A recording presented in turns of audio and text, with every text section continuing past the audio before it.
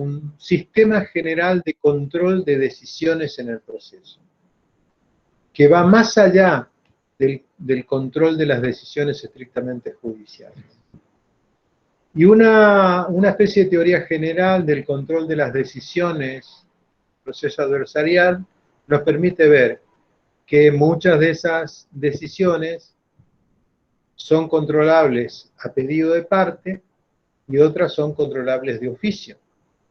Y que esos controles ocurren dentro dentro del universo, digamos, del espacio judicial, y otros ocurren en el ámbito del Ministerio Público. Existen controles de oficio del Ministerio Público, por ejemplo, cuando se trata de disponer medidas alternativas, disponibilidad de la acción o suspensión de juicio a prueba, bueno, el fiscal tiene que solicitar la autorización del fiscal general, no puede tomarla solo. O sea, hay un sistema de control de oficio jerárquico, porque la estructura del Ministerio Público es jerárquica, y hay un control también de la decisión que va a tomar el fiscal. Hay decisiones de oficio también dentro del Poder Judicial. Por ejemplo, en el ámbito de medidas cautelares, el juez puede revisar en cualquier momento de oficio la adopción de las medidas cautelares y también debe revisarla en el momento del control de la acusación. Por lo tanto, ahí hay controles de oficio que no son recursos, ¿no? Bueno, esa es otra novedad que tienen los códigos adversariales. Los códigos adversariales no hablan de recurso, porque pareciera que el término recurso es una especie de rémora de los viejos procesos inquisitivos. Entonces ha cambiado la terminología, ya no lo llama recurso, sino que lo llama impugnaciones, ¿no? Pero bueno, también en nuestro sistema actual existen formas de control de las decisiones que no son un recurso en sentido estricto. Por ejemplo, nosotros tenemos control de decisión en el ámbito de la duración de la prisión preventiva, que es el caso del proceso de consulta que tiene prevista la legislación federal. Es decir, si el juez, por ejemplo, prorroga, ¿no es cierto?, la prisión preventiva, entonces se eleva en consulta a la Cámara, que eso es una forma de control de oficio, no hay un recurso. El recurso presupone la interposición de una impugnación por una parte legitimada para hacerlo en relación a una resolución objetivamente impugnable por esa vía y dentro de las formas que establece la ley, o sea, en el plazo, con indicación de motivos, etc. De modo que el recurso, que el código llama impugnación, es solo una de las formas de control de las decisiones dentro del proceso. Nosotros nos vamos a circunscribir hoy al control de decisiones que lo hacen las partes, lo que en la legislación tradicional hemos denominado recursos, que el Código Nuevo denomina impugnaciones. Y vamos a ver qué características presentan ese sistema de impugnaciones en el nuevo código, ¿no? Para ello voy a compartir pantalla, presentar ahora una ventana, a ver si me sale bien. Una ventana o solo, eso es lo que no recuerdo. ¿Qué tenía que aplicar? Si una ventana o presentar ahora toda tu pantalla o una ventana. A ver, una ventana, si me sale, bandeja de entrada, sí, sí, pero un segundo, claro, lo que pasa es que estoy compartiendo mal. A ver, aguárdenme un segundo, a ver si puedo regresar. He regresado, cancelo. Ya voy es la última clase, pero prometo que para la próxima voy a tratar de que me salga una ventana. Ahora sí. Quinta clase, compartir. ¿Lo ven? Sí, ¿no? Bueno. Vamos a ver entonces la impugnación de las decisiones judiciales en el Código Procesal Penal Federal. Lo primero que tendríamos que preguntarnos o plantearnos es, ¿quién es el titular del derecho al recurso? ¿No? O sea, ¿quién es la persona legitimada para recurrir en el sistema procesal? A mí me gusta plantear esto, porque así lo entiendo, de la siguiente manera. Yo creo que el debido proceso, dentro de lo cual, debido proceso que es una mega garantía constitucional y convencional, tiene, por decirlo así, dos dimensiones, ¿no? Una es la dimensión que yo denomino de dimensión constitucional, y otra es la dimensión que yo denomino convencional. ¿Por qué hago esta diferencia? Porque no es lo mismo cómo entiende el debido proceso nuestro sistema constitucional, y me estoy refiriendo a ello, a la Corte Suprema de Justicia de la Nación, que es la intérprete última de la Constitución, y cómo lo entiende el sistema convencional, es decir, la Corte Interamericana de Derechos Humanos, que es el intérprete último de la Convención. Bueno, hay razones para que esta interpretación sea diferente, ¿no? Uno es un tribunal constitucional, el otro es un tribunal de derechos humanos, y por otra parte los textos de los que parten no son idénticos. Obviamente que la Constitución tiene una determinada redacción, tiene toda una interpretación histórica detrás, y la Convención Americana de Derechos Humanos también. Pero entonces vamos a notar diferencias ya ahí también, ¿no? Vamos a notar diferencias en cómo ve la titularidad del derecho al recurso la Corte, y cómo lo ve la Convención Americana de Derechos Humanos y la interpretación que de ella ha hecho la Corte Interamericana de Derechos Humanos.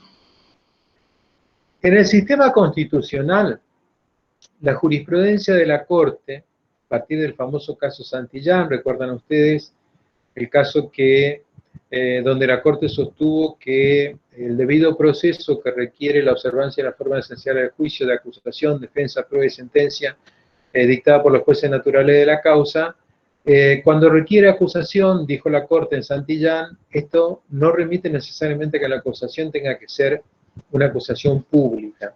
Y esto a raíz de que en la etapa culminante del juicio, en la etapa final de los alegatos, en el caso Santillán, el fiscal había pedido la absolución, pero la querella había pedido la condena. Siguiendo la doctrina Tarifeño y Mostacho, el Tribunal de Casación consideró que, bueno, que estaba bien dictada la absolución, porque si no hay acusación fiscal, entonces no puede haber condena. Llegado a la Corte, con invocación del artículo 25 de la Convención Americana de Derechos Humanos, que consagra el derecho a la tutela judicial efectiva, y esto vale tanto para el imputado como para la víctima, consideró que la víctima tenía un derecho también a solicitar la condena, y que existiendo acusación privada, perfectamente podía el tribunal dictar una sentencia condenatoria. Entonces, a partir del caso Santillán, cambia también una jurisprudencia que había sido bastante sostenida durante muchos años de la Corte, respecto a quién tenía legitimación procesal para ir por la vía de recurso extraordinario ante la Corte Suprema de Justicia de la Nación. Disculpe, doctor. Perdón. Sí, disculpe, se achicó el PowerPoint, la imagen del PowerPoint se ha achicado. ¿Se achicó? No sí, no lo están pudiendo ver bien los alumnos, ha quedado pequeño. Puede ser, yo la veo aquí grande, pero... Hola, perdón que interrumpa. Sí. Sí, Jorge. La gente que quiere ver el PowerPoint tiene que poner en el cuadradito del PowerPoint, fijar en pantalla. Entonces lo que hace es se pone en pantalla grande su PowerPoint y se ve perfectamente como lo estoy haciendo yo en este momento y no lo ve chiquito. ¿Se entiende? Perfecto. Gracias, Sí, Jorge. Puede ver bien el PowerPoint, Gracias, Jorge. y demás. Muchas gracias. Siempre me está salvando de estas Por situaciones. favor, no hay ningún problema. Situaciones incómodas desde el punto de vista tecnológico. No hay problema. Bueno, ¿me van siguiendo lo que decía entonces? Sobre el alcance que la Corte dio en Santillán al sujeto que estaba legitimado para ir ante recurso extraordinario. A partir de ahí, la Corte dijo lo siguiente: que todo sujeto a quien se le reconozca legitimación para estar en juicio también está legitimado para llegar ante la Corte por vía del recurso extraordinario. En este caso era la querella la que había llegado por vía del recurso extraordinario. Y entonces, esto implica necesariamente admitir como consecuencia una interpretación amplia en cuanto al derecho al recurso. Primero, consagrar la bilateralidad de los recursos. Por bilateralidad de los recursos debemos entender que pueden recurrir tanto la defensa y la acusación, y cuando decimos defensa y acusación, decimos acusación pública y también acusación privada. En cambio, en el sistema convencional, o sea, conforme al sistema interamericano de derechos humanos, solo son titulares de derecho al recurso el acusado, esto por la garantía consagrada en el artículo 8.2h de la Convención Americana de Derechos Humanos, y la víctima está por el derecho a la tutela judicial efectiva del artículo 25. Pero, y esto es importante aclararlo, conforme al sistema convencional de derechos humanos, el Estado no es titular de no es titular de derechos en el sistema interamericano de derechos humanos. El Estado es el sujeto obligado por la relación jurídica internacional de derechos humanos, no es el sujeto titular de derechos. Digo esto porque yo he leído en muchísimas presentaciones del Ministerio Público Fiscal de la Nación que muchos fiscales invocan las garantías del sistema interamericano de derechos humanos para justificar su derecho a recurrir. Y esta justificación es errónea. El fiscal, en tanto órgano del Estado, es el Estado, y el Estado no es la persona de la que hablan los artículos 1 y 2 de la Convención Americana de Derechos Humanos. La persona es solamente el ser humano de carne y hueso, no el Estado. Esto está claro por lo siguiente, ¿no? Porque si no estaríamos trastocando cuál es el verdadero sentido que tiene un sistema de protección internacional de derechos humanos. La protección internacional se le otorga a las personas y es para hacerla oponible a los estados. Pero carece de sentido hablar de que el Estado es titular de los derechos humanos. El Estado es el obligado a respetarlos. Es el sujeto pasivo de la relación, no el sujeto activo. Sin perjuicio de ello, digamos, la Corte Interamericana reconoció a ciertos colectivos, como son los sindicatos, como son los pueblos originarios, le reconoció legitimación ante el sistema interamericano de derechos humanos. Pero no se lo reconoce a las personas jurídicas ni a los estados como tales. Fíjense, ahí hay una diferencia, sobre todo porque en el Código Procesal Penal moderno se regula un procedimiento especial para el caso de la imputación a las personas jurídicas. Para los que, como yo, considera que las personas jurídicas pueden ser sujetos pasibles de ciertos delitos, sujetos activos, perdón, de ciertos delitos, y por lo tanto pueden ser pasibles de pena y pueden ser consecuentemente sometidos a proceso para la imposición de una pena, sometidos a proceso, en Fly Machine, la Corte y además en otros procesos, muchos anteriores, lo ha dicho, que debe reconocérsele el derecho a la defensa en juicio de la persona jurídica. Por lo tanto, la persona jurídica también tendría un derecho al recurso en el ámbito constitucional, pero no lo tendría en el ámbito convencional. Ahí ven una diferencia entre un sistema y otro, ¿verdad? Entonces, lo que tiene que quedar en claro es quién es el titular de derecho al recurso, sin ninguna duda que es el acusado, pero además la víctima por vía de la tutela judicial efectiva. La otra cuestión que me interesa discutir con ustedes es si el derecho a recurrir. ¿Hay un derecho a recurrir toda decisión en el proceso? Esto podría ser también una pregunta interesante, ¿no? Bueno, sin duda alguna que un sistema con pluralidad de recursos retrasa enormemente la duración del proceso. Una de las causales de las demoras de nuestros procesos judiciales es la enorme cantidad de recursos que las partes pueden interponer durante el proceso, sobre todo durante la etapa preparatoria, lo cual parece bastante absurdo, ¿verdad? Tendría que haber muy pocas decisiones que en la etapa preparatoria fuesen objeto de recurso, pero bueno, prácticamente casi todo se puede recurrir. Ahora, ¿hay un derecho a recurrir toda decisión? Esta sería la otra cuestión. Más allá de quién sea el sujeto legitimado, o sea, a quién se le reconozca un derecho a recurrir. ¿Hay derecho a recurrir toda decisión en el proceso? Bien, según el artículo 8.2h, en realidad el artículo 8.2h solo reconoce como derecho mínimo, por este carácter progresivo que tienen los derechos humanos, es decir, que establecen un piso sin perjuicio de lo cual los Estados partes pueden otorgar mayores derechos que lo que otorga la propia Convención, pero según ese piso mínimo, solo reconoce de manera clara un derecho al recurso contra la sentencia condenatoria. Por lo menos a la letra de la Convención Americana del 8.2h, solo existe un derecho a recurrir la sentencia condenatoria.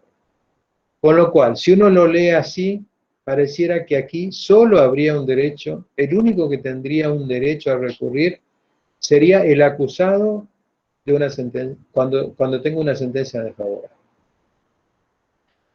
Ningún otro sujeto debería tener derecho a recurrir. Claramente no tendría que tener derecho a recurrir el Estado una sentencia absolutoria.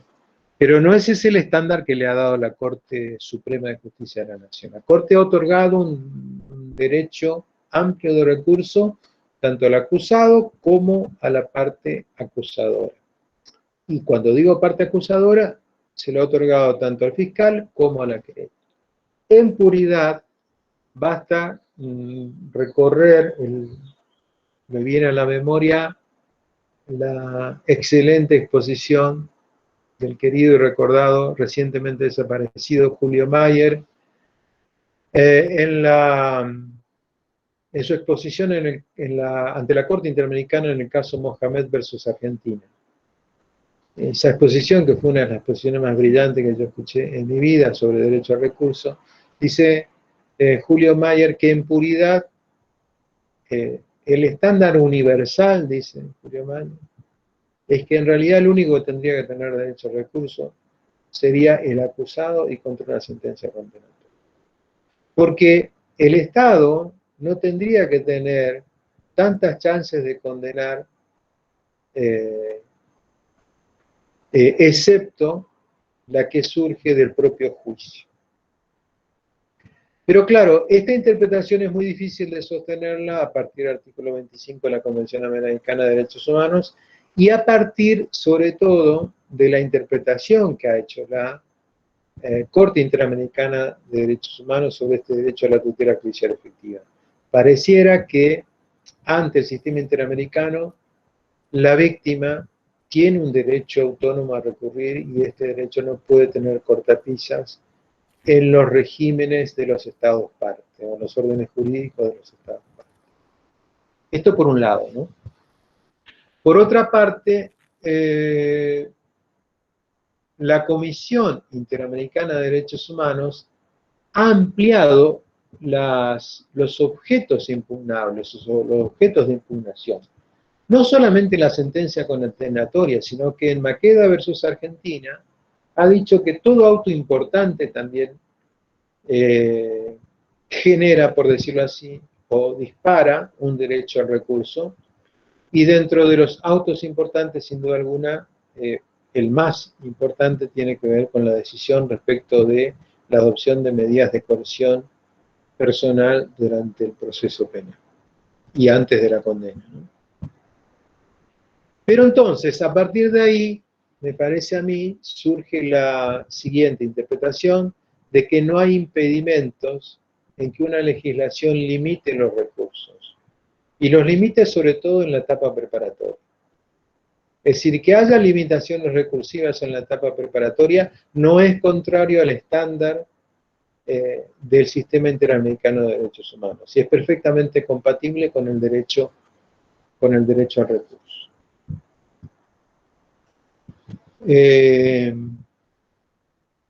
El artículo 19, también me ha pedido que hable de esto, nos dice cómo debe ser la sentencia, ¿no?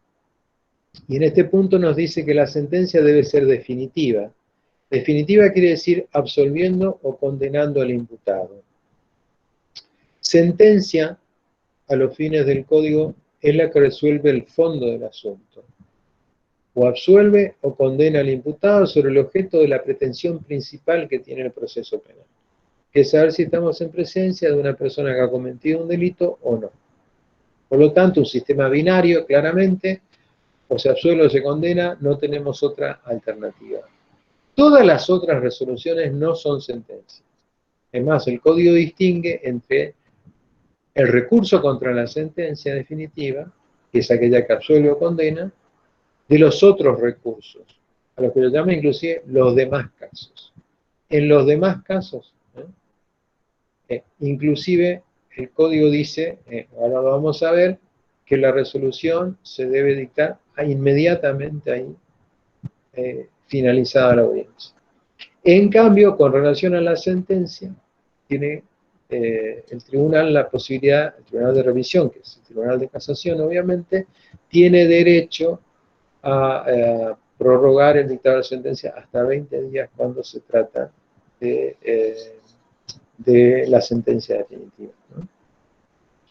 Luego dice, bueno, que los jueces no podrán abstenerse de decidir sobre la oscuridad ambigüedad de las leyes, ni retratar indebidamente alguna decisión, y después tiene una afirmación un tanto curiosa, ¿no? Dice, ni utilizar los fundamentos de las decisiones para realizar declaraciones o afirmaciones que no incidan en la decisión. A ver, ¿qué interpretan ustedes en relación a esta última parte del artículo? Ni utilizar los fundamentos de las decisiones para realizar declaraciones o afirmaciones que no incidan en la decisión. Como no los veo, no sé si me están escuchando. Alguien que diga algo, por lo menos, así.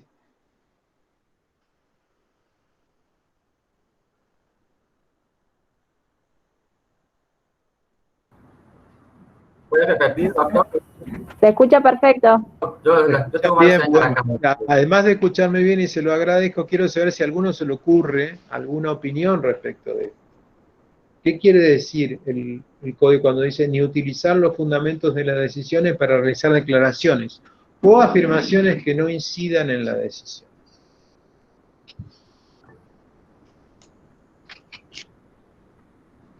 A mí me remite a la idea de los obiter dictum, ¿no? O obiter dicta también se le dice, ¿no? Depende cómo uno pronuncia en latín. Pero ¿qué son los obiter dictum? Las cosas que uno dice al pasar, pero que no tienen, digamos, una relación con la cuestión sustancial a decidir. En un lenguaje menos académico, podemos decir, a ver, una bajada de línea del tribunal. Pero que hace afirmaciones de tipo genérica, pero que no tienen incidencia sobre la decisión. O invocaciones a principios de moralidad social o de moral individual en general. Pero se me ocurre, lo único que se me ocurre que pueda tener relación con esto, ¿no?, es ese tipo de decisiones, donde por ahí los jueces se van de lado de la cuestión esencial y se ponen a pontificar sobre, bueno, cómo debe ser la sociedad en tal punto, en lo otro, etc., ¿no? Eso, que sin embargo es muy común en los tribunales constitucionales y en las cortes de derechos humanos, eso está bien, porque además las cortes pueden emitir opiniones sobre algunos puntos y en esa medida fijar una doctrina sobre el alcance de algún derecho. Eso pareciera, según la filosofía del código, que es una actividad impropia, digamos así, del juez que tiene que resolver la causa. El juez tiene que limitarse a utilizar los argumentos que tengan relación directa con el caso que tiene que resolver, o sea, con el hecho y con la absolución o condena del imputado. Pero no puede hacer consideraciones al margen, opiniones obiter dicta, respecto de cuestiones que no tengan incidencia en la decisión. A mí me parece que ese es el alcance que tiene esta especie de prohibición que se le impone a los jueces al momento del dictado de la sentencia.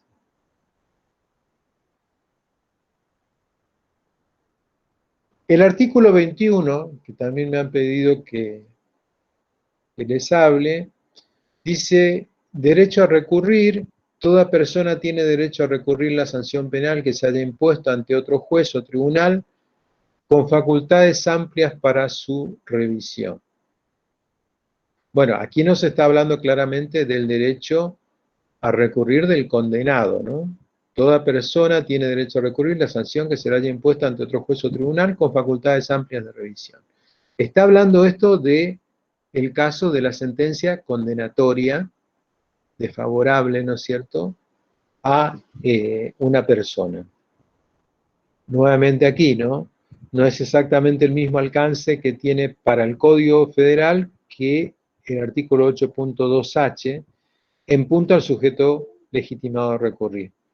Porque mientras la Convención Americana de Derechos Humanos está pensada solamente para las personas físicas, las personas humanas, las personas jurídicas no tienen legitimación en el sistema interamericano, para nuestro derecho constitucional, sí lo tendría. Por lo tanto, cuando dice toda persona, no debería entenderse solamente a la persona física, sino también al caso de la persona jurídica en caso de ser condenada en juicio.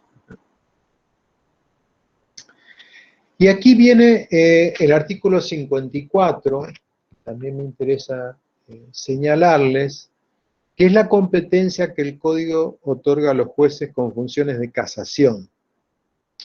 Dice: los jueces con funciones de casación serán competentes para conocer, y esto quiero que presten atención, a. en la sustanciación y resolución de las impugnaciones interpuestas contra las decisiones judiciales adoptadas por los tribunales federales de juicio de cada distrito y de los tribunales federales de juicio en lo penal económico. Bueno, esto se mantendría en caso de mantenerse todavía vigente el fuero en lo penal económico, que no sabemos si esto se va a mantener o no, de acuerdo con las normas de este código. A ver, ¿ustedes notan alguna diferencia entre la competencia material asignada a la Cámara de Casación aquí y la que actualmente cumple?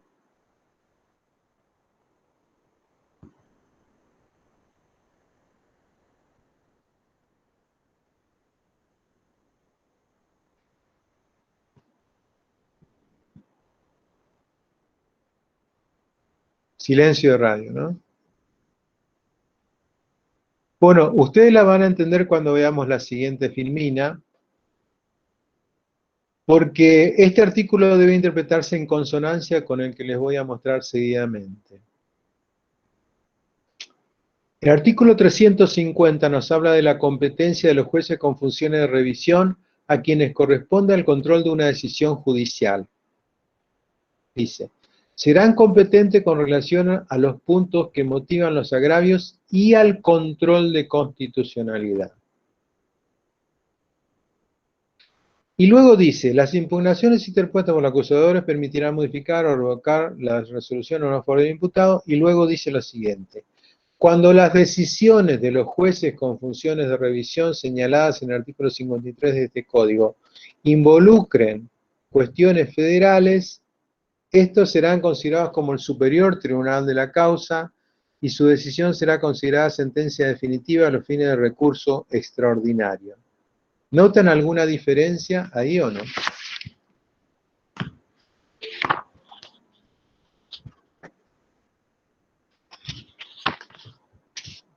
A ver, ya le di todas las pautas, ninguno se anima a decir en qué radica la diferencia.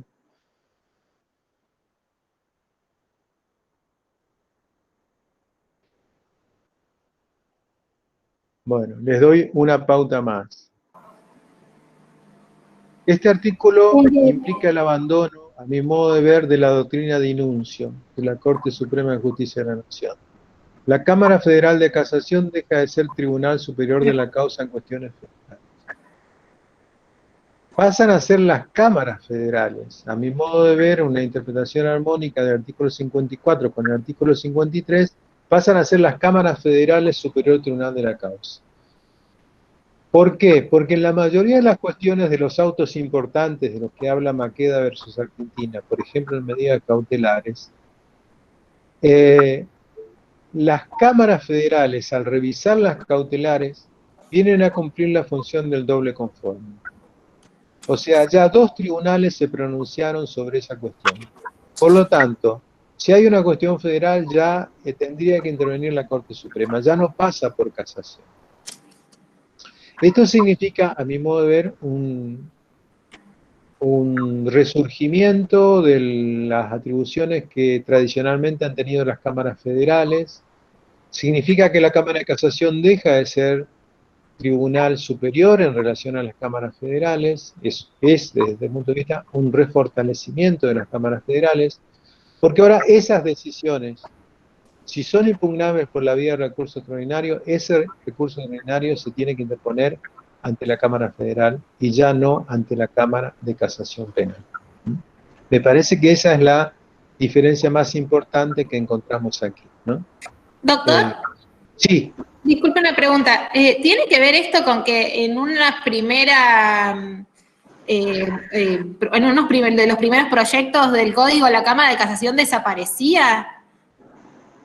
Y directamente la revisión era local, o sea, el colegio de jueces funcionaba distinto, porque ahora es como que pareciera que las instancias tribunalicias continúan estando en el mismo, digamos, sí, digamos, de la misma manera que funcionan ahora. En cambio, me parece que el primer proyecto tenía la intención de que el colegio de jueces fuera justamente todos somos iguales y vamos cumpliendo diferentes funciones. Entonces los de revisión podían ser como horizontales a los de juicio.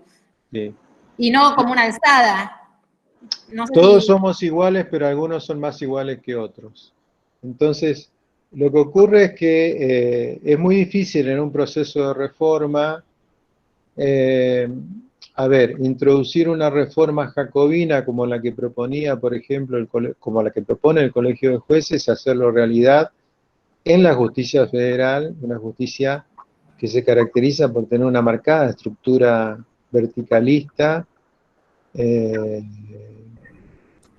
Era previsible que encuentre una resistencia muy grande de los actuales jueces, ¿no? Entonces es muy difícil pensar que eso pudiera prosperar. Sí, sin duda que eso tenía que ver también con eso, porque la plena idea, ¿no es cierto?, de un colegio de jueces tendría que conducir a la desaparición de las distintas instancias, porque en realidad todos los jueces penales son jueces simplemente que se le asignan distintas competencias.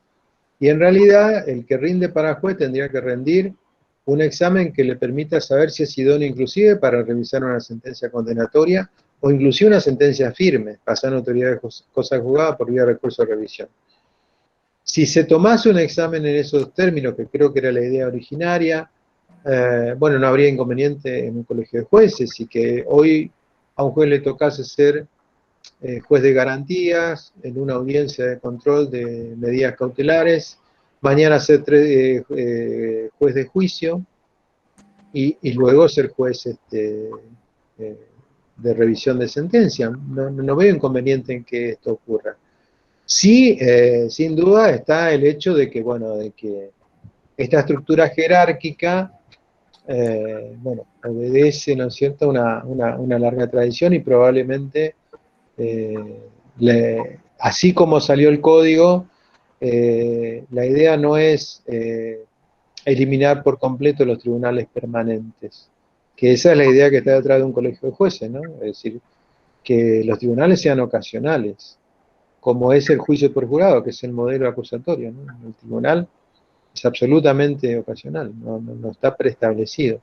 Esto que haya jueces permanentes es uno de los grandes problemas y de las grandes críticas que tiene el sistema inquisitivo. Una rémora de eso es mantener todavía las estructuras judiciales tan como están, pero si uno ve el código se da cuenta que claramente las estructuras judiciales se mantienen tal y como están. No sé si tiene que ver tanto con eso, que yo te agradezco la pregunta porque me parece que vale bien para reflexionar sobre esto, sino que más tiene que ver con el hecho de, y a mí me parece bien también, ¿no? Descomprimirle a la casación de tener que estar controlando medidas cautelares. Me parece que tener 3 instancias de control por una medida cautelar es demasiado. Es demasiado.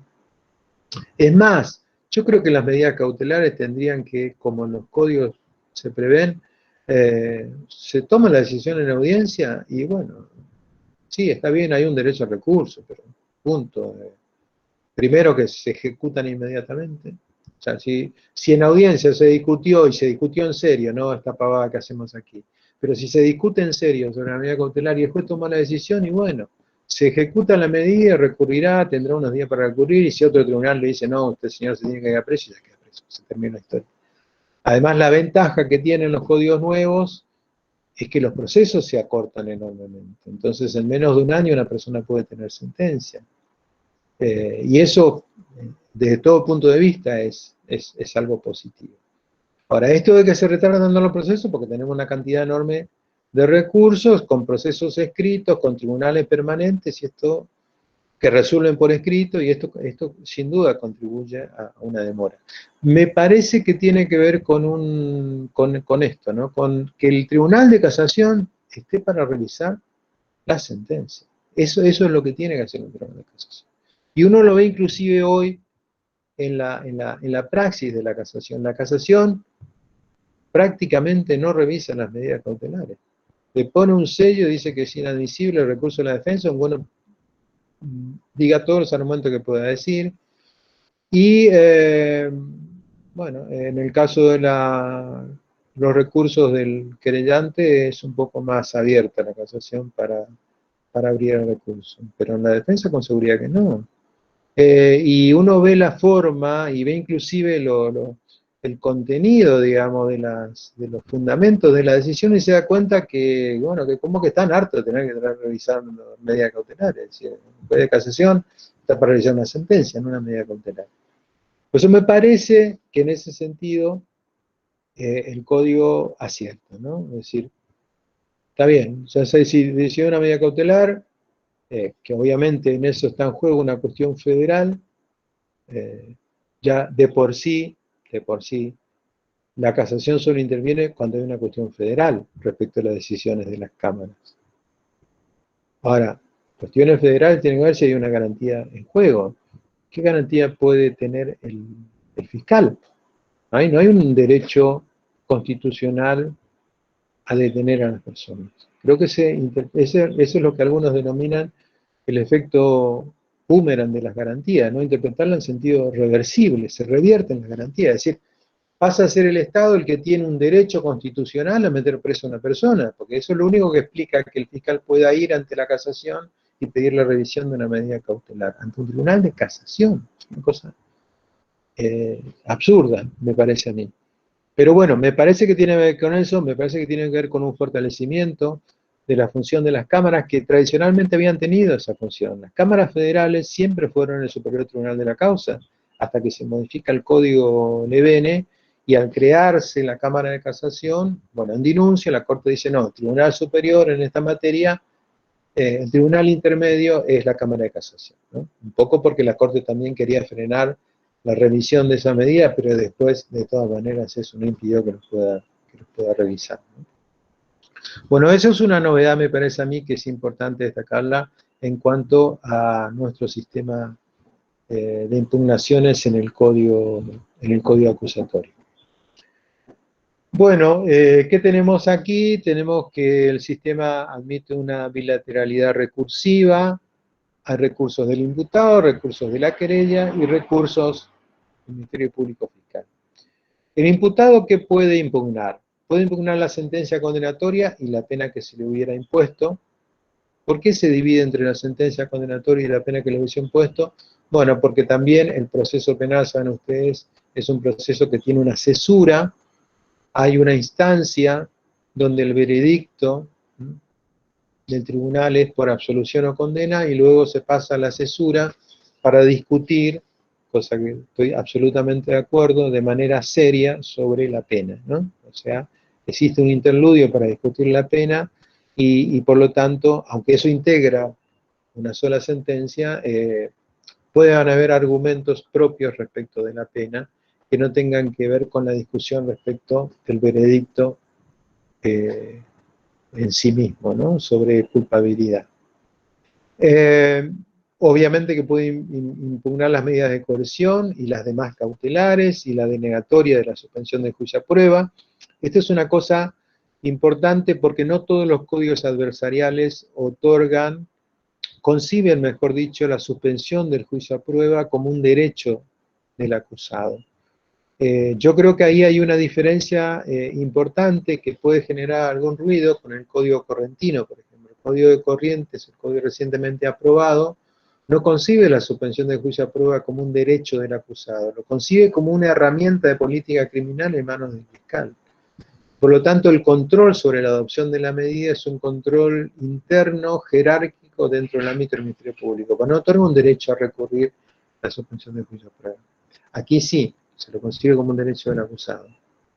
Por la revocatoria del sobreseimiento, la decisión de aplicar a un proceso las normas de los artículos 334 y siguientes y la denegatoria de la aplicación, si esto hubiese sido solicitado por el imputado, las decisiones que se tomen en la etapa de la ejecución de la pena. ¿Qué puede recurrir la querella?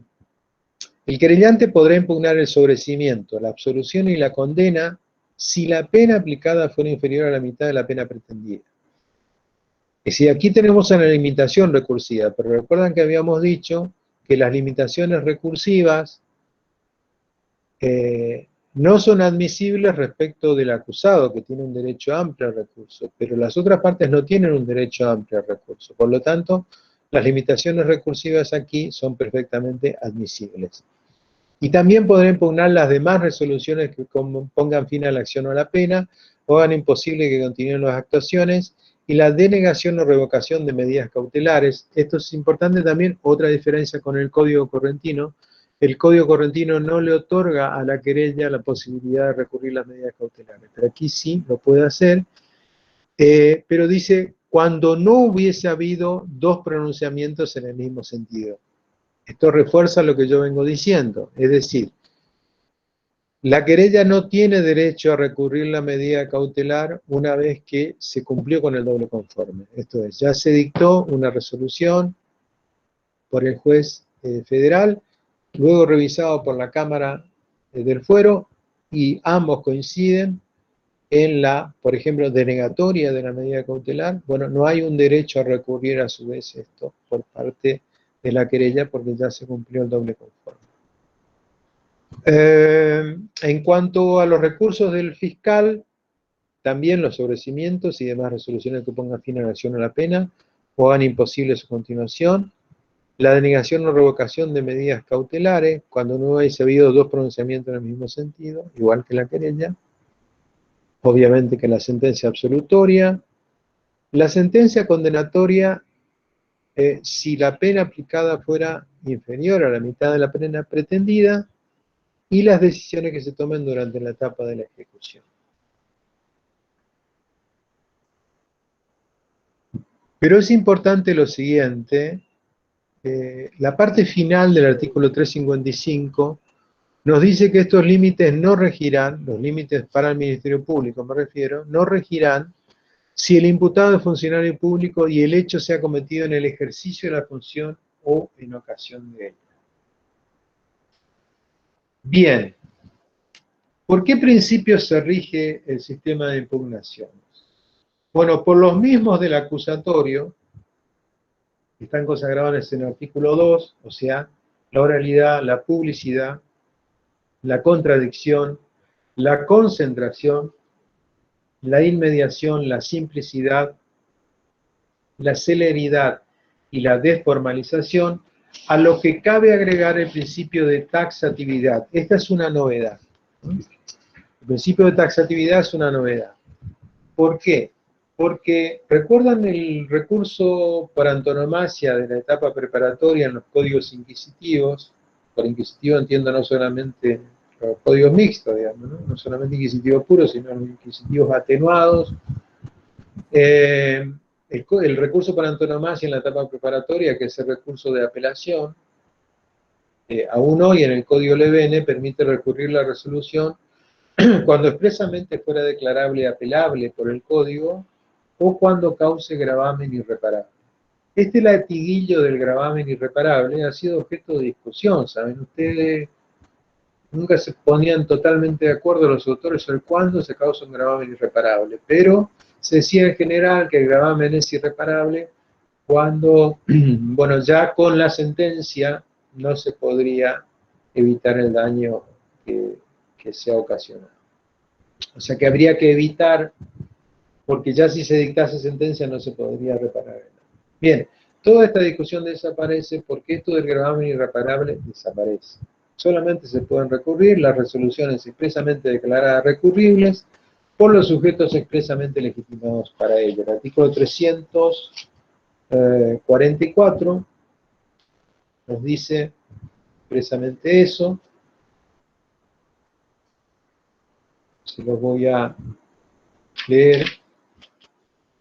Dice: principio general, las decisiones judiciales serán impugnables solo por los medios y en los casos expresamente establecidos, y el derecho a recurrir corresponderá tan solo a quien le fuera expresamente reconocido e invoque un interés directo en la eliminación, revocación o reforma de la resolución impugnada. El representante del Ministerio Público Fiscal podrá recurrir incluso a favor del imputado.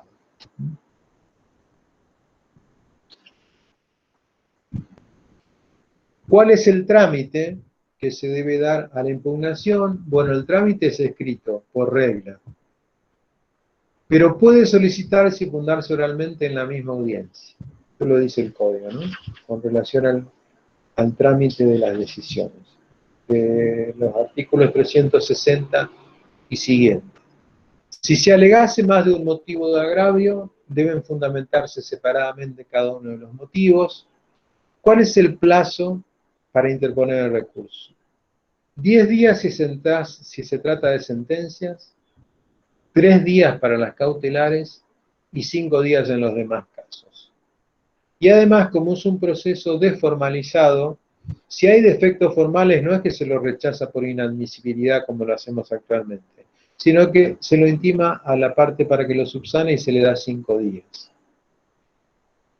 La resolución se dicta en audiencia, se resuelve en audiencia. ¿Cuál es el plazo para dictar la resolución?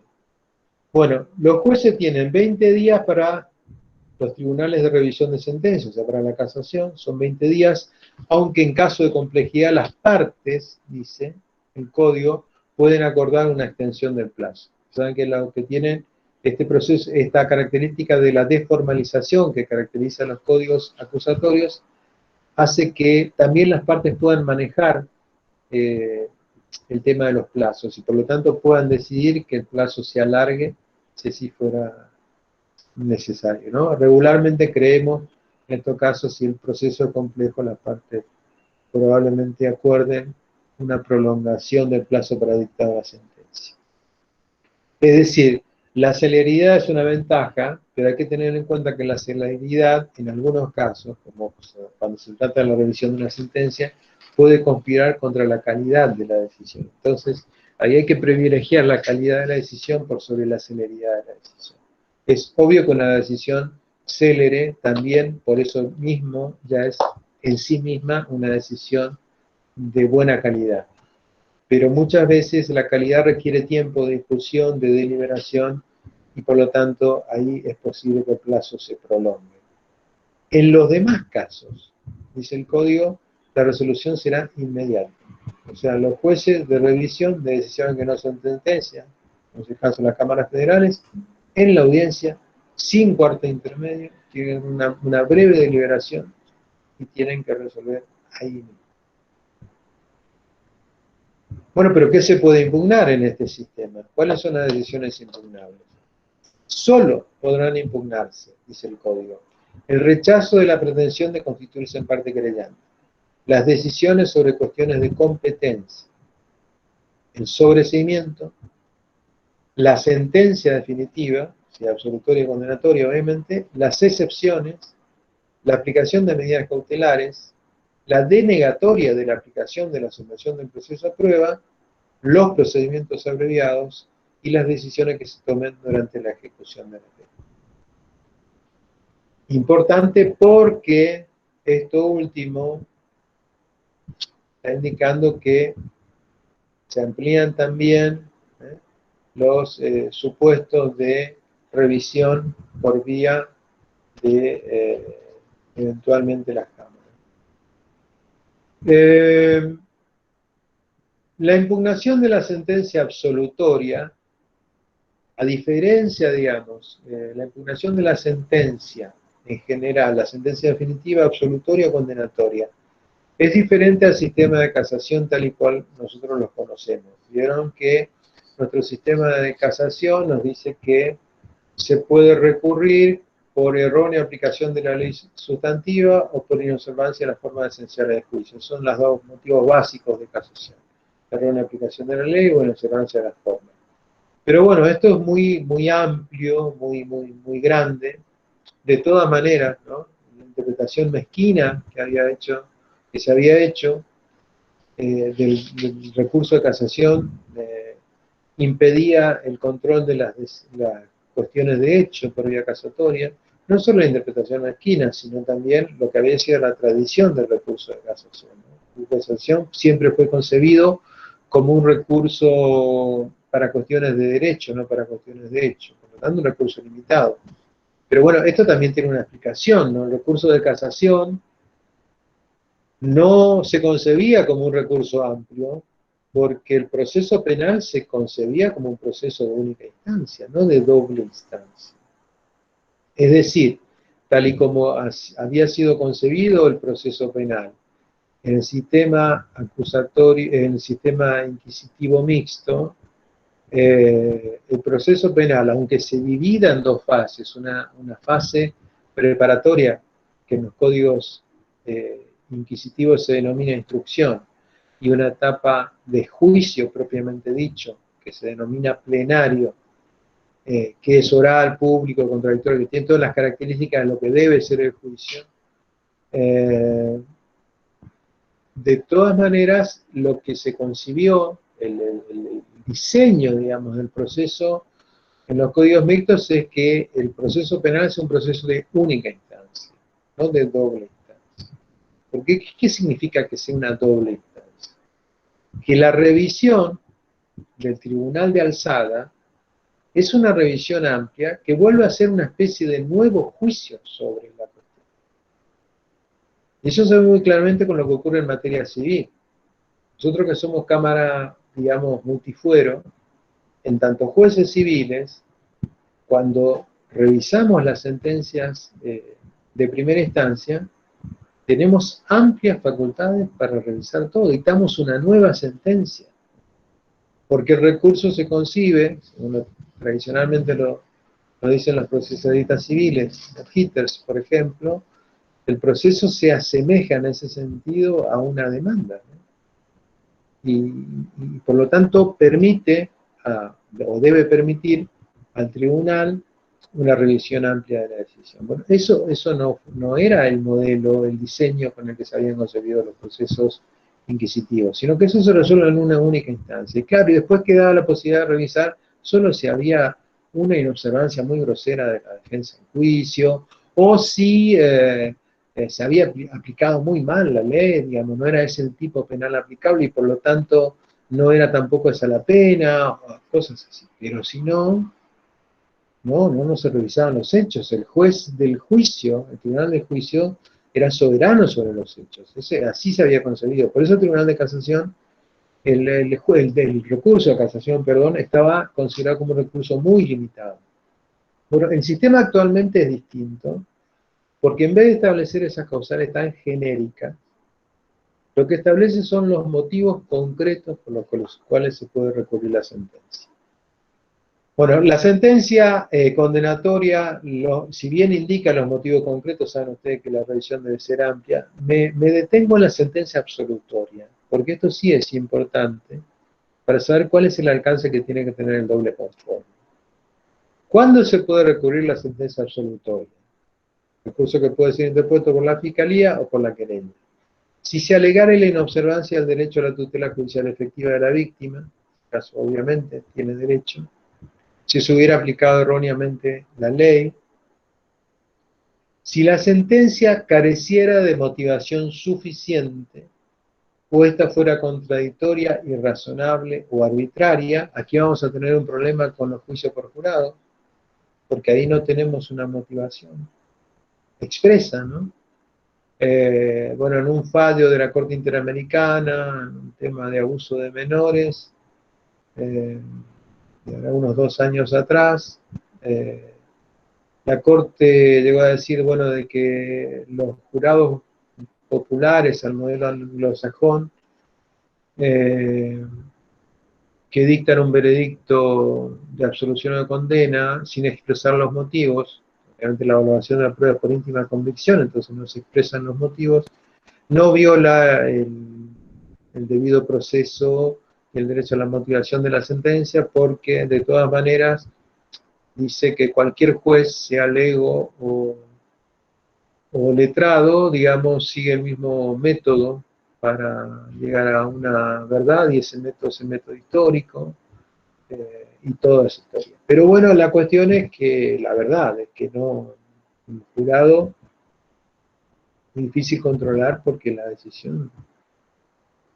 dice, tiene una motivación pero no se expresa. Bueno, ¿cómo se accede a eso? Bueno, la Corte de todas maneras dice que hay forma de acceder a eso.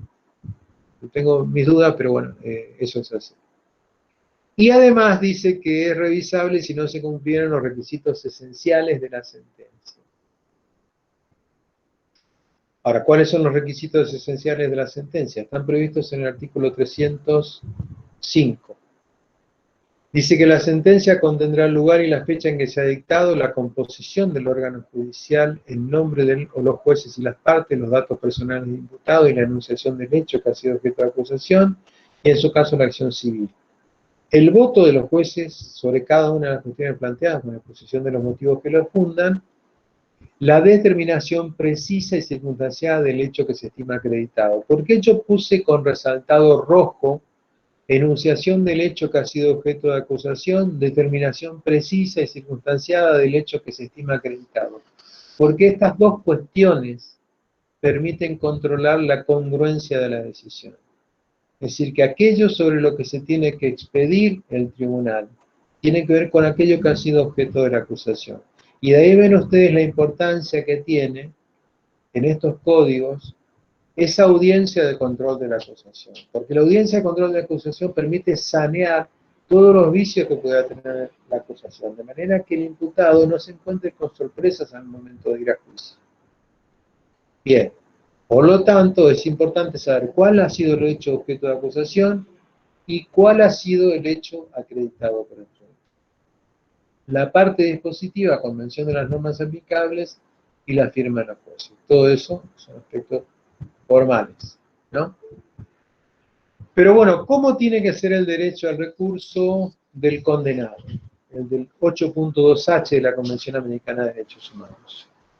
Bueno, en un fallo que fue señero, el Río Ulloa versus Costa Rica, la Corte Interamericana ha dicho lo siguiente. De acuerdo al objeto y fin de la Convención Americana, cuál es la eficaz protección de los derechos humanos, se debe entender que el recurso que contempla el artículo 8.2H de dicho tratado debe ser un recurso ordinario, fíjense ustedes, eficaz mediante el cual un juez o tribunal superior procure la corrección de decisiones jurisdiccionales contrarias a derecho. Si bien los estados tienen un margen de apreciación para regular el ejercicio de ese recurso, no pueden establecer restricciones o requisitos que infrinjan la esencia misma del derecho a recurrir el fallo. Al respecto, la Corte ha establecido que no basta con la existencia formal de los recursos, sino que estos deben ser eficaces, es decir, deben dar resultados o respuestas al fin para el cual fueron concebidos.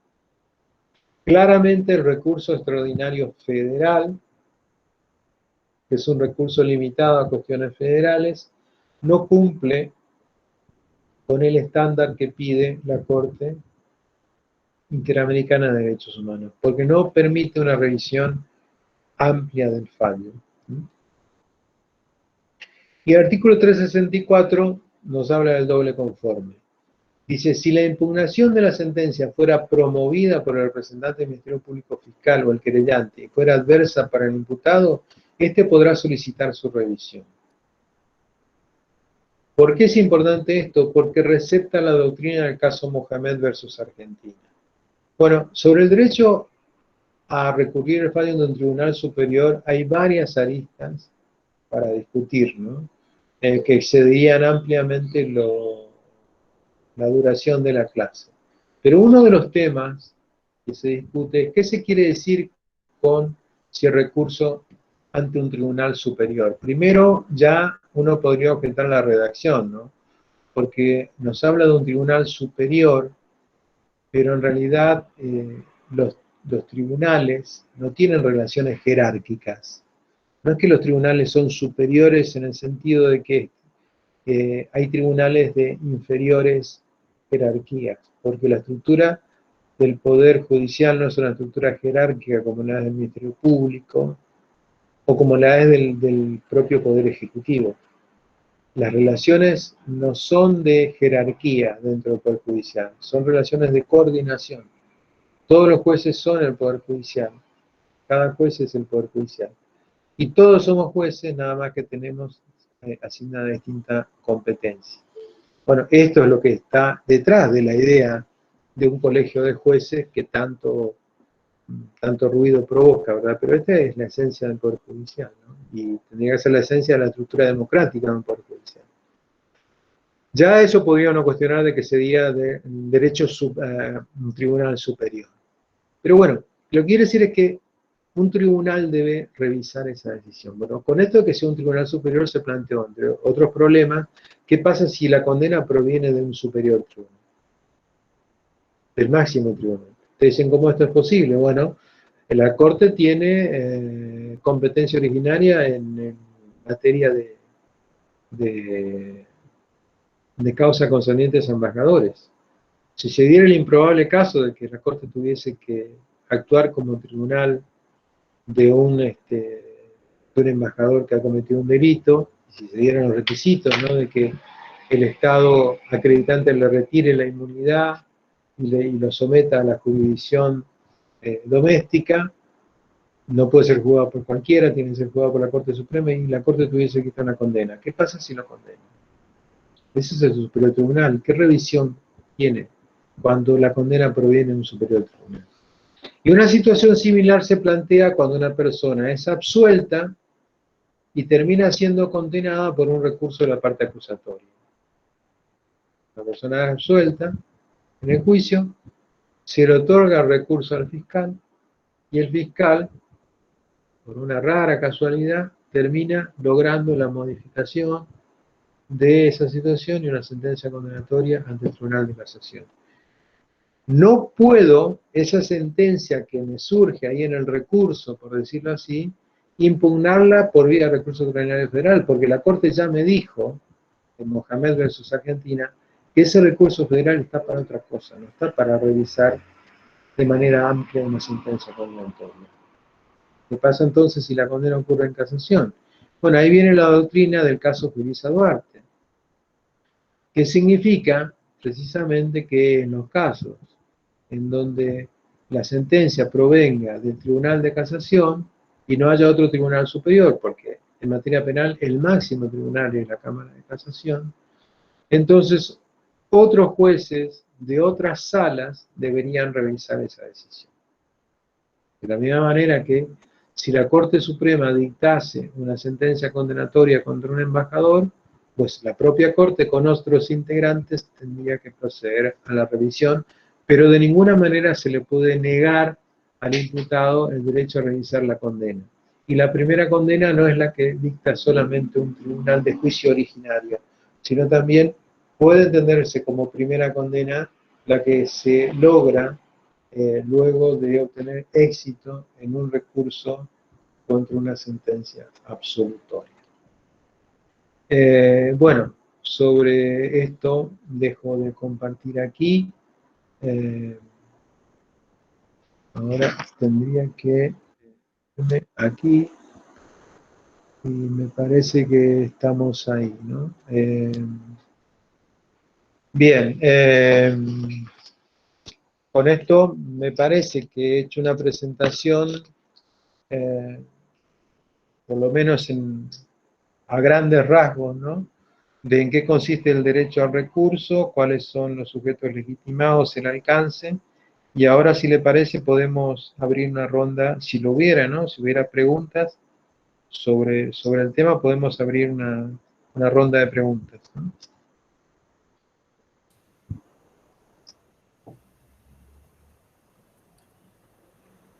Yo, doctor, me desconecté, se me desconectó, no puedo leer las preguntas anteriores si es que las hubo, y si alguien quiere puede abrir el micrófono, no hay problema. Bien.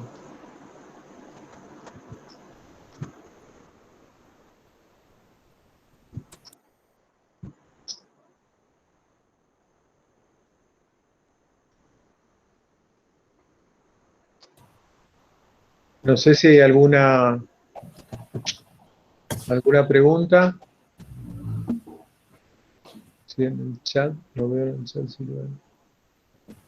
Yo en el chat no veo. A ver. Sí, yo estaba escribiendo, pero bueno, no Sí. quiero apagar el micrófono ahí. Sí. Con la entrada en vigencia de estos artículos, tengo una duda con respecto a los tribunales de alzada en cuanto a la ejecución, porque en el código nuevo dice que la ejecución va a ser revisada por los jueces de revisión, que entiendo que es un equivalente a la Cámara Federal. Y nosotros en el interior todavía tenemos los tribunales orales con funciones de ejecución, Sí. para los condenados de esos tribunales. Entonces, nosotros en el código viejo, digamos, en el que todavía utilizamos como código procesal, enviamos nuestras resoluciones de ejecución a la casación, que es nuestra alzada fiscal, según el código, digamos, el título 5 de ejecución. Entonces, esa es mi pregunta, digamos, si a partir de esta entrada en vigencia de estos nuevos artículos, y también cuando hay una inhibición, por ejemplo, que ahora interviene la casación para las inhibiciones y excusaciones de los jueces de los tribunales orales, eso correspondería seguir mandándolo a la casación, o ya la casación quedaría inhibida de actuar y pasaríamos a tener un control por la Cámara respectiva de nuestra jurisdicción. Bien, con relación a la excusación o recusación de los jueces de juicio de los tribunales orales, sigue siendo la Cámara de Casación. Porque Claro, pero cuando actúan el 54 nos dice en el inciso C, en el procedimiento de excusación o recusación de los jueces de los tribunales federales de juicio de cada distrito y de los tribunales federales de juicio en lo penal económico.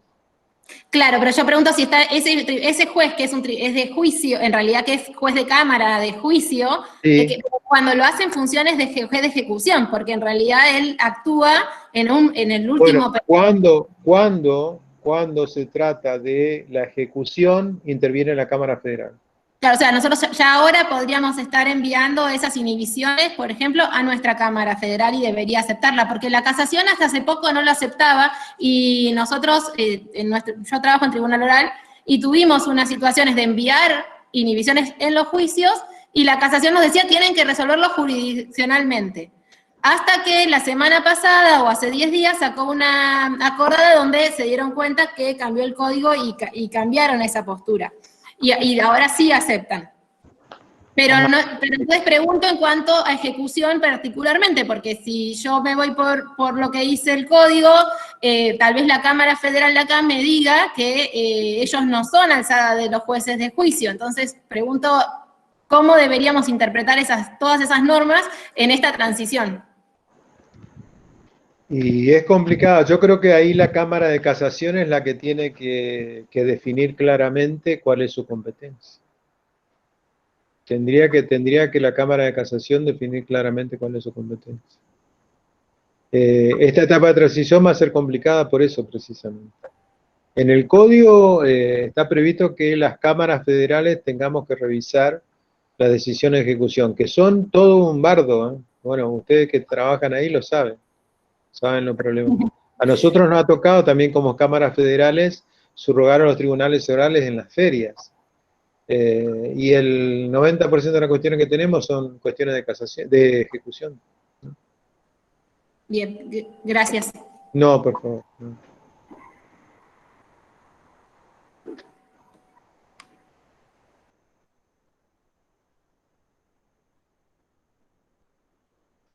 Bueno, no veo aquí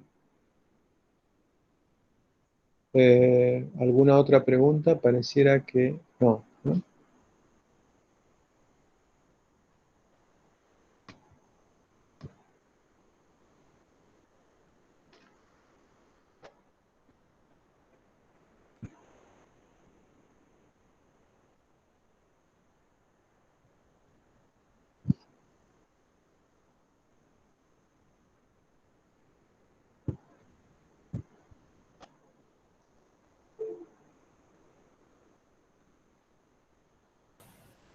Bueno, no es que la Cámara, si uno ve, ¿no? Para las cámaras federales, digo, ¿no? No es que las cámaras federales se quedan sin trabajo, como pareciera surgir.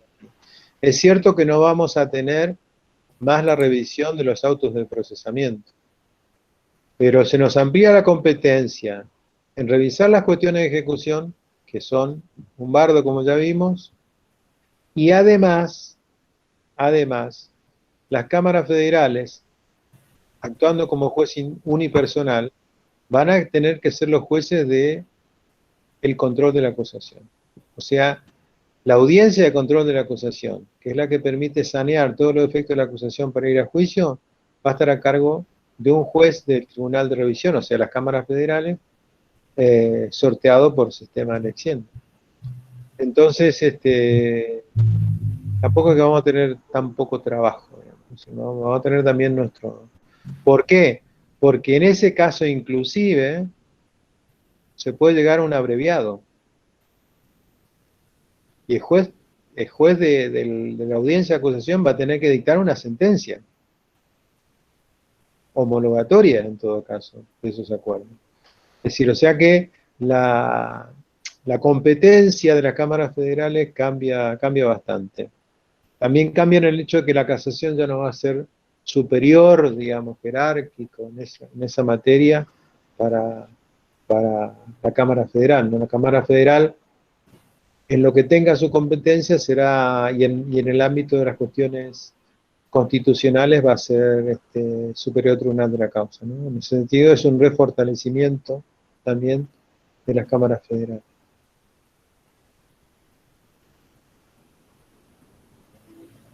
Bueno, si no hay más preguntas, nos estamos yendo, Cintia. ¿Cómo sigue esto? ¿No? Sí, doctor, no sé si quieren, ya les dijimos cuáles son las condiciones para conectarnos, para mandar el mail, para realizar, vamos a establecer la fecha, la logística, y no sé si no tienen más preguntas, le voy a avisar. La directora de la escuela quería despedirse, pensé que iba a ser más largo, así que... Pero claro, suprimimos la simulación, porque como estamos analizando el derecho al recurso contra la sentencia, un simulacro de una revisión de una sentencia definitiva hubiera asumido muchísimo tiempo, mucho más del que normalmente ocurre en la revisión de alguna cuestión incidental, ¿no? Una revisión de una sentencia condenatoria es una tarea compleja. Por lo tanto, decidimos suprimir esa etapa de la simulación. Pero, bueno, de mi parte nada.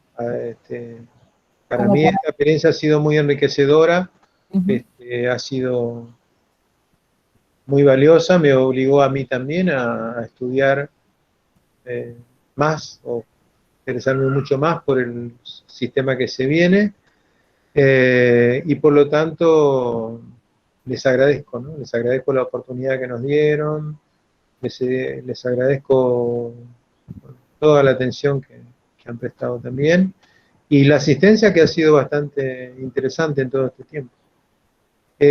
Sobre el curso, bueno, gracias por las salutaciones, y sobre cómo va a ser el examen, que me están preguntando aquí. Bueno, el sistema es así. Al mail de la doctora Ortiz García le van a enviar a ustedes una opción de un número, una cifra del 1 al 5. Eso, digamos, significará para el que escoja el número que fuere, someterse a un interrogatorio de 2 preguntas puntuales. Las preguntas van a versar sobre la temática desarrollada en las clases. El que no haya podido estar en las clases, de todas maneras, puede acceder al link de las clases y ahí puede acceder al contenido. Algunas preguntas están relacionadas con el simulacro propio de la audiencia, otras están relacionadas con el contenido, o sea que tenemos una variedad de cuestiones. Particularmente yo quiero también agradecer, más allá del agradecimiento que también hizo Cintia, aquí al Club de Litigación Oral, a Elizabeth Ascona, a Gerardo, a Tatiana, a Mauri Matos Serrano, y a todos los chicos, a Mariana Monte, a Analia, Suárez Pizarello, todos los chicos del Club de Litigación Oral que han intervenido aquí y han mostrado a través de la simulación de las audiencias toda la ventaja que tiene la oralidad, ¿no? Y ojalá que podamos implementarlo cuanto antes, ¿no? Y que esto pueda hacerse realidad. De mi parte nada más. Capaz que con el curso de hoy, con la exposición de hoy, digamos, nos quedan un montón de dudas, doctor, que se van a ir suscitando cuando se implemente, porque como es todo novedoso, digamos, o sea, me parece que me genera como esa sensación.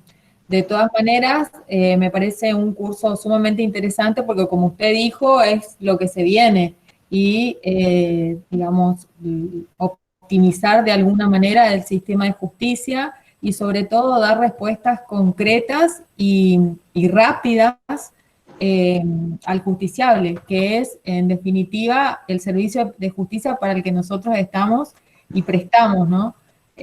Bueno, sé que usted, cuál es su postura respecto de este nuevo sistema, y bueno, ojalá que con el tiempo podamos volver a hacer otro curso donde hablemos ya de las ventajas de la implementación y bueno, de qué cosas tendremos que ir solucionando.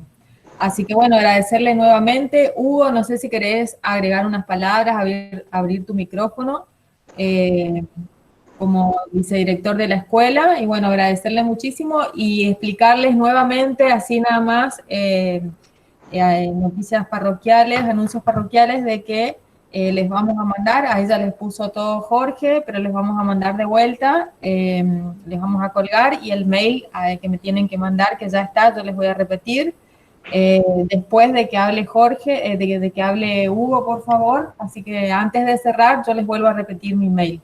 Les voy anotando ahí para que todos lo tengan en cuenta. Doctor, muchas gracias y le cedo la palabra al vicedirector. Bueno, gracias, Cintia. Doctor, el agradecimiento en nombre de todos los alumnos que usted ve, están expresando por escrito, particularmente en este curso que hemos dado a la escuela, agradecerle la participación, la predisposición y la excelencia que han tenido a los chicos del Club de Litigación que han estado bárbaros, estaba haciendo una revelación, ha sido muy buena, muy ejemplificativo la intervención de ellos, me parece bárbaro, que están jóvenes tan interesados en esto, me pareció fantástico. Así que bueno, agradecerle muchísimo en nombre de la escuela. La directora no puede estar en este momento porque está en una reunión en la comisión directiva de la asociación. Sí, así que bueno, también agradecerle a los asistentes que nos han acompañado en gran número desde el inicio hasta el día de la fecha. Así que a todos, muchísimas gracias. Bien, muchísimas gracias y ojalá nos podamos encontrar en algún otro curso, ¿no? Así sea. Muchas gracias a todos. Ahí Jorge les vuelve a colgar en la plataforma, en el chat, la plataforma para que ustedes puedan ingresar. Acuérdense que... Un agradecimiento especial a Jorge, perdón Cintia, muchas gracias Jorge por todo el apoyo todo el tiempo, ¿no? Técnico, gracias. Gracias, doctor. Bueno, como les decía, Jorge les va a colgar ahí en el chat y ustedes tienen a disposición las 5 clases del doctor González en el link de YouTube de la escuela, así que si no pueden entrar a la página de la escuela también y ahí están colgadas. Así que independientemente de eso, me voy a poner en contacto ahora con el doctor González a fin de poder mandarles, van a tener que solicitar a la escuela y nosotros le vamos a enviar el material a Jorge para que ustedes vía mail lo soliciten a la escuela, pero eso va a ser a la escuela. A mí, ahí ya lo cuelga Jorge, mi correo es cintia.terrile@gmail.com. Ese es el email a donde me tienen que mandar, la dirección de mail donde me tienen que mandar, el número que elijan del 1 al 5, como dijo el doctor González. Y yo le remito a él el listado con la elección del número. Así que si quedó claro, ¿alguna otra consulta? Bien. Ahí se nos colgó Cintia. Bueno, muchas gracias a todos entonces y nos estamos viendo. Muy bien.